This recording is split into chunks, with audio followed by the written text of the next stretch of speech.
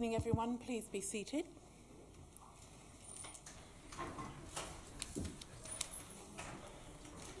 So, ladies and gentlemen, please note that the proceedings will be live streamed to the web. I have got apologies from Councillor Marsh for lateness, and I would like it noted that he's at the Stadium Trust meeting on council business. Oh. Maybe I won't move that after all, Councillor Marsh. So moving towards the first item, I have got an APW Award citation for Mrs. Pauline Swan. Now, Pauline, you're very welcome to come up here while I read it out if you like.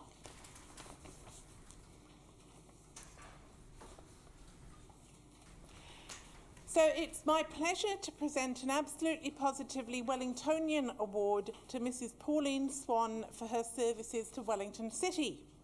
Pauline joined Save the Children New Zealand in 1967 and has been a member of the Wadestown group of the Wellington branch ever since. She served as a joint group convener for a number of years until she became convener in 1982 and served in that role until 1995. That year she became the Brandon Street shop manager, a position she held until 2011. She is an active member of many other well-respected organisations, including a local Probus Club and the Victoria Bridge Club. Pauline is probably best known for her membership of Waterfront Watch, which she joined in 1999 and served as president from 2004 until 2014. She frequently devotes time and effort far above the call of duty and has been instrumental in guiding the organisation. Pauline is dedicated to making Wellington the best it can be. Her work with others on the 1999 District Plan Variation 17, which would have resulted in apartments instead of what is now Waitangi Park. Other successes included a campaign against a casino and hotel on the Outer T. And Waterfront Watch made significant contribution to the retention in situ of heritage buildings, including Schaefer's, Odlin's and St John's. While councils past and present by no means agree with every challenge made to Wellington's waterfront development, we do recognise that vigorous criticism and debate has been essential in achieving quality open space and quality buildings. The crucible of conflict has produced an outstanding place for everyone to enjoy. And I do note that there will be an addition to the displays on Shed 6 that will actually talk about the contribution of public debate to the Wellington waterfront. And I'm very proud to declare Mrs. Pauline Swan an absolutely positively Wellingtonian, and it would be a sad day if we had to agree with everything somebody said before we recognised the quality of their service to the city. So I'd like you to all thank Pauline in the usual way.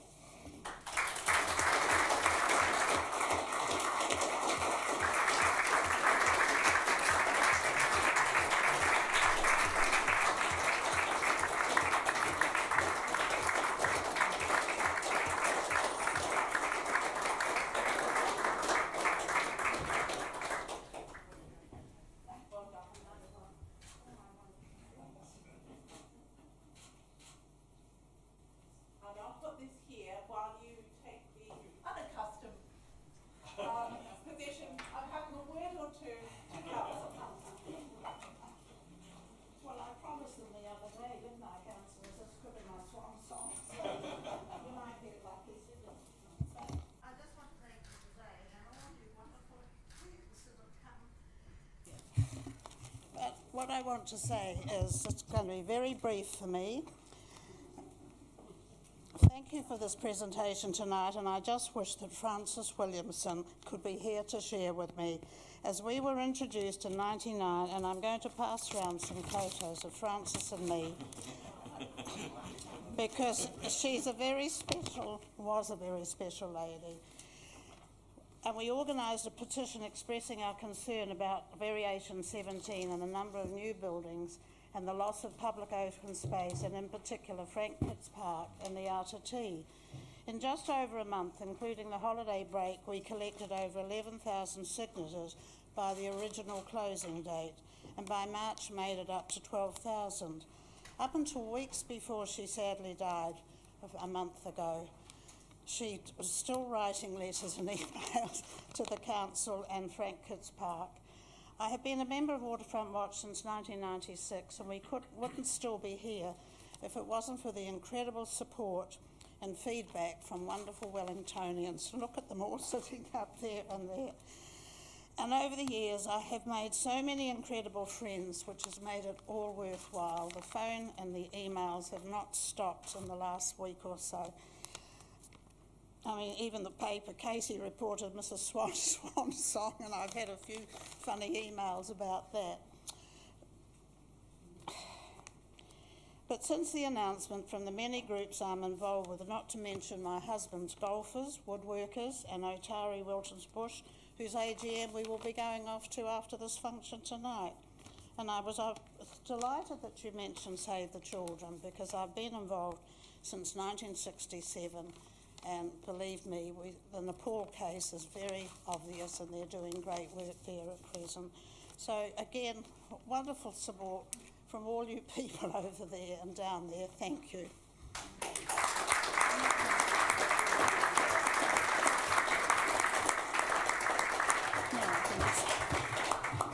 Thank you, Pauline, and there are many other people I know here tonight, and friends past and present who have contributed to support Pauline's work and work together on the waterfront. Now, I have got some fairly brief announcements that I'm going to run through one by one. I know we've got a couple of formal papers present, but I'm just going to take this opportunity to record some thanks in a number of ways. First of all, Anzac thank yous. Over the past month, Wellington has been reflecting on an incredibly important time in New Zealand's history, 100 years since the first landing at Gallipoli, and I'd like to congratulate everyone that's been involved in the Anzac events this month. We came together to mark the pain, sacrifice, and lives lost or maimed in war, including the First World War and the Gallipoli campaign. But what I'm here to say is the volunteers, the staff, the contractors, all of the people that contributed to the Anzac Street Parade, the events at Pokiahu, the Sound and Light Show, and the exhibitions that will stay around. They are very respectful, very solemn, but they also showcase the city and its creative qualities. So I went along on the Anzac Eve to a watercolour exhibition in the cathedral, and on behalf of council, well, I had to check that out later. On behalf of council, I bought this to remind us all of that amazing week, and I'd like to dedicate it to all of the staff, the project team and so on, who worked so hard to make April such a success for us. It will start its life up in the reception area on the 4th floor, but as we move around the civic campus, it may move to different spots. So the artist who's very pleased with this is Annette Strawfer, and I thought it was appropriate that it didn't symbolise any particular moment of Gallipoli or the war or the exhibitions, but recognised the work of the staff in doing a really good job. And as Councillor Ahapini Mercer knows, the amount of artwork that's been involved directly and indirectly, ephemeral and permanent, is another very important aspect. So, and street signs too. So well done to a number of the councillors around the table as well.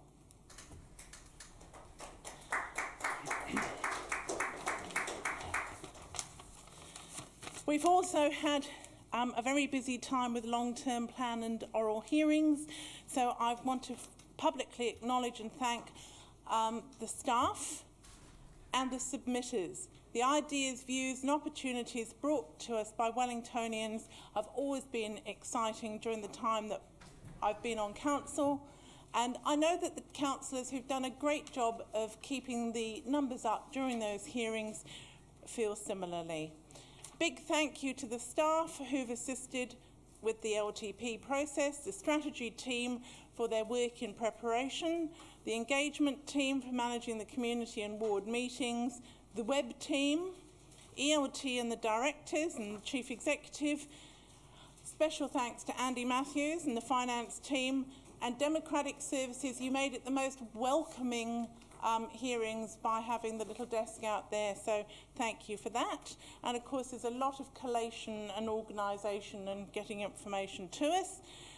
And compared to 2012, there was more than double the number of people visited the website, over 400% increase in the number of people submitting feedback, and 4 times the number of page views per visit. So thank you for listening to those submitters and reading their submissions with an open mind. I look forward to the deliberations. Now I've got another picture, but you can actually go and see the real thing in the lobby. Maybe we could pass this picture round. When I went to Sakai, Mayor Osami Takayama said that he was going to give us a bike. And this is the Takeda 16-speed road bike. And of course, Shimano, who makes the bike components, is a famous company in Sakai. And then the bike arrived very recently. So it's labelled with the Wellington Sakai 20th anniversary on the frame, and I'm delighted to announce that the bike, although it might, some people with really long legs might not find it fits, but the bike is a very smart bike, and it's in the council pool of bikes that are available to staff or councillors to borrow for journeys or even a quick spin during the day. So I'd like to thank Sakai City, acknowledge the relationship we have with them, and record my thanks to Mayor Takayama.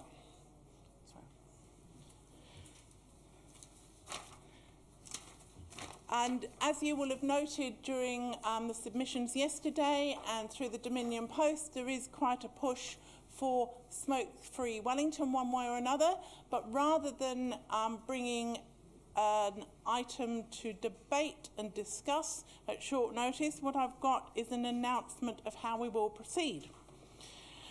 So following public submissions on the Council's long-term plan, last year's Smoke-Free Midland Park initiative and a number of petitions and requests that support continued moves towards a smoke-free capital, I gauged that there is public support for more smoke-free places in Wellington.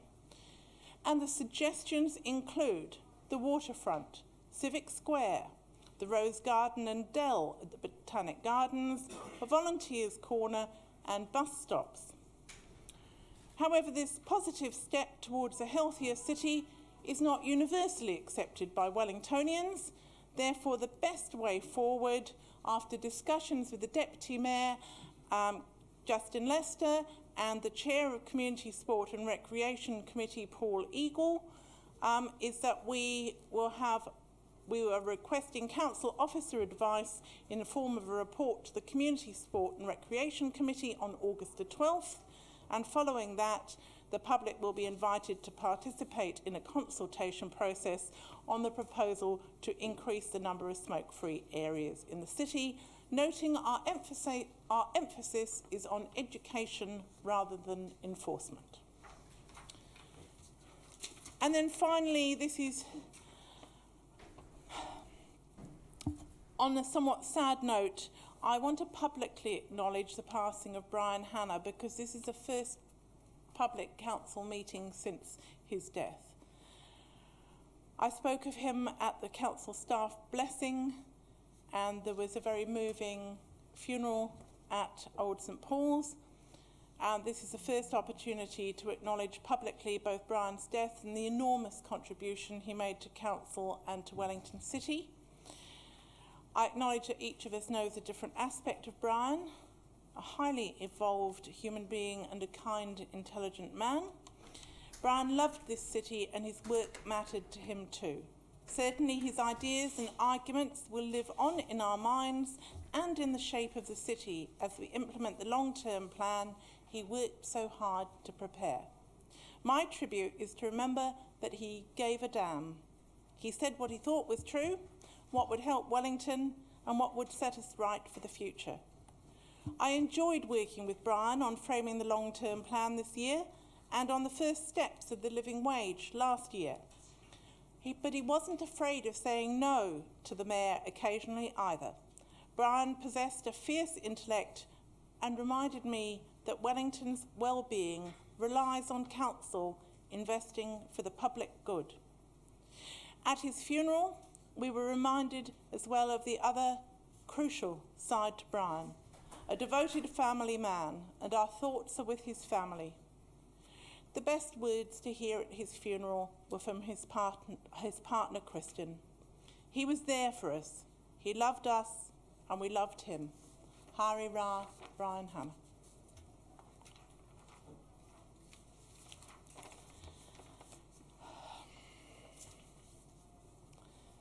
So I now move to 1.4, conflict of interest declarations.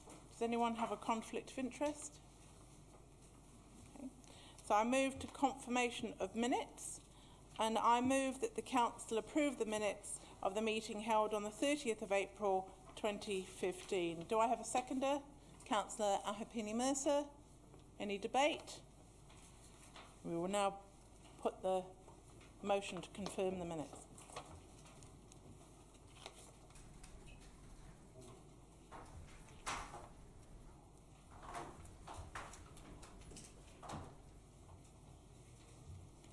I declare those carried.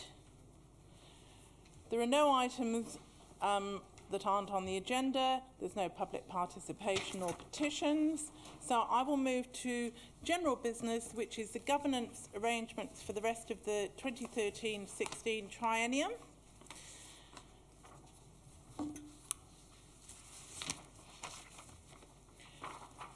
And there are a number of causes of this paper. There are some matters that have gone one way at committee and another way at full council. There are, as we finalise the long-term plan later this month and next month, we will have set the major decisions in principle for this council. However, there's still quite a lot to do at different committees.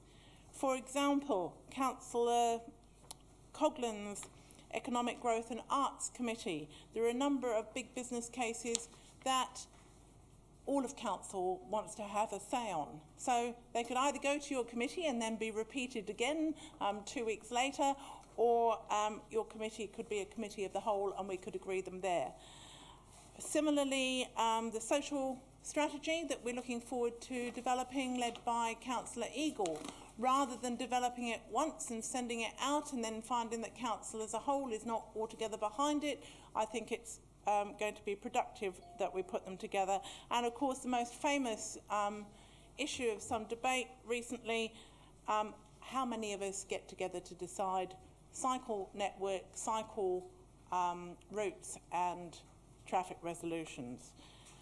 This is an adaptation rather than a revolution. It does mean more work for some people. We are all at the moment, or all of you are on 2 of the 4 named committees, and you will now be on all 4. So that means 8 more meetings between now and December. You might have noted that I was about to move Councillor Marsh's apologies for lateness with a note that he was on council business at the Stadium Trust Committee, which must have been very efficient and got him here on time.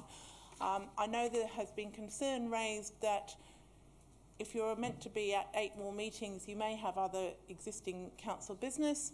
I think that if you wish to have your apologies recorded for a specific thing you're doing, whether it's another committee that you're a member of, Councillor Sparrow is probably the best example of that, with a number of things with the Pororua Harbour strategy, or other people on other groups, or people who are going on conferences or courses. If you wish to have it, or going on overseas delegations, which many of us have had to miss meetings, and we now also have the opportunity to be able to attend meetings with the leave of the chair virtually. So that again may offer some opportunities if there are clashes going forward. So I also want to note there's a couple of minor changes here. Councillor Ahabini Mercer has noted that the whole community festival and community arts area should be in together, and we've been able to tidy that up, and I've decided to formalise the fact that I've been appointed to the airport board, and therefore that the council spokesperson, I've been on the board and I believe I've avoided conflict, but going forward, let's make it quite clear that it's the Deputy Mayor is the spokesperson for the council on airport matters. So I think that's covered the majority of the items in here. Do I have a seconder? Thank you, Councillor Lester. Do you wish to speak? Thank you, Madam Mayor. I'll reserve my right to speak. Does anyone wish to speak? Councillor Pannett. Thank you, Madam Mayor. Well, look, I personally have more important issues than spending a lot of time debating this, like potential flooding. Please ring 499 4444 tomorrow if you've got any problems. We are on standby. But I guess we did make a call at the beginning of the triennium to have this different structure, and the idea was to be able to look at issues in some more depth, and that we didn't need to be involved in everything, and that we would trust our colleagues. So, for example, Councillor Eagle, I'll cite you. Generally, you and I agree on social issues, so I don't feel I need to go to every meeting of the CSR. But some councillors clearly feel differently and want to be involved in everything. I think sometimes we need to exercise some discretion. We've got enough work to do anyway. I was somewhat concerned to read the Mayor's comment around the SHA debate. That was democracy. The Mayor wasn't able to be there for good reasons, but nevertheless, that was democracy. And so to cite this as an example for why we have to change the structure doesn't entirely make sense. The workload will be heavier because we all extended our agendas to compared to the old SPC one. And those of you who sit on the Environment Committee know that usually the papers are this thick when you come, and they will all need to be read. In fact, you'll have a few days before the pre-agenda meeting, which I expect to see you all at, if you are very keen on this new structure. And just so I think that's interesting, because we do have, commitments as ward councillors, obviously, and in our portfolio areas. So we are now going to be in a lot more meetings. Finally, Mayor Wade Brown, I do appreciate you announcing this change around apologies and, noting, of course, that we can be present at meetings via Skype. But I do have a real issue with not having it recognised that we are on council business if we have to give apologies, and essentially I'm not going to do anything else. I won't go to conferences, I won't do training, because I will be at the meeting, because otherwise we're told that we're not doing our job. And so essentially it is a bit perverse when I think it is important to go off and do some of those other things. And whilst, of course, committee meetings are very important, sometimes they are quite light, and I'm not sure if tonight would be seen as being the most important meeting we've had all triennium. So I think that is unfortunate. Other councillors may have a different view on that particular one, but that will be my position. So I think that is a little bit unfortunate. But anyway, look, let's see how it goes. And I do think we've got better things to talk about, so hopefully we can all wrap up soon and go to other meetings. Thank you, Councillor Pannett. Anyone else? Right. My very short right of reply is just that I still think there can be more depth, because we will have 5 people chairing meetings, and they can follow things up in more depth than one person chairing SPC was able to in many ways. Councillor Pannett people should actually read the papers, at least the executive summaries of all of the committees, even if they're not on them already. And if you think that the Wellingtonians' assessment of 100% attendance or not is the only matter, I'll be very surprised if people agreed with you altogether on that. We have been very busy this month with a long-term plan. I think to do my elected members justice and the staff justice, and in fact even the media justice, I think to have put on a very heavy agenda on the council meeting this month would have been too much. So I move. Thank you.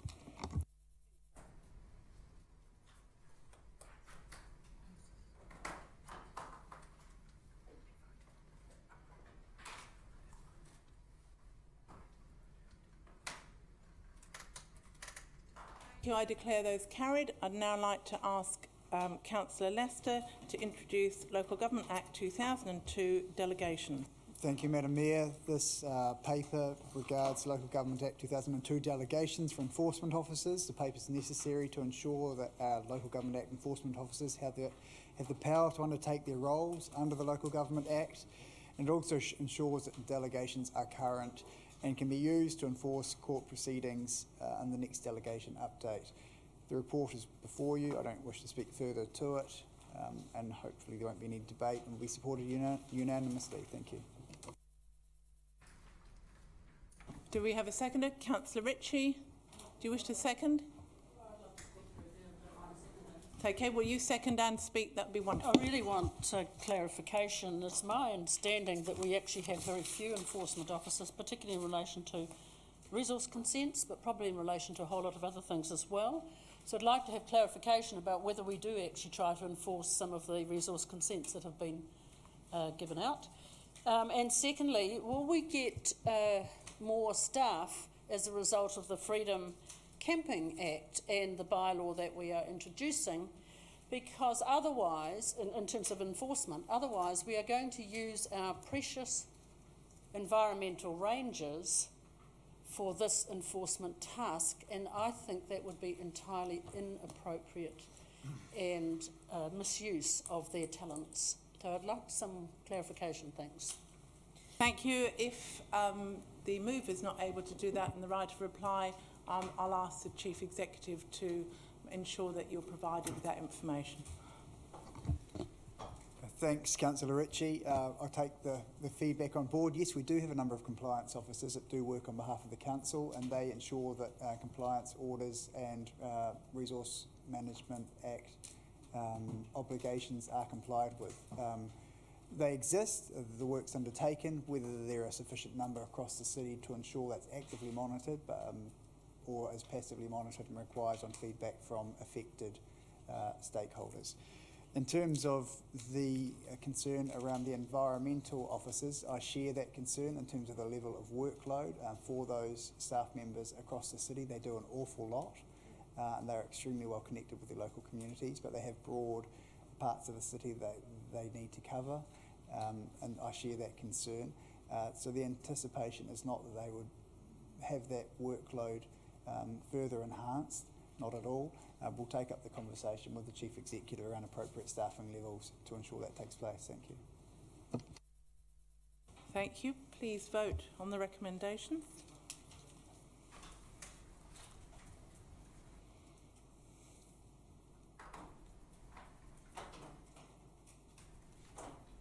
Thank you, councillors, and that is the end of the meeting.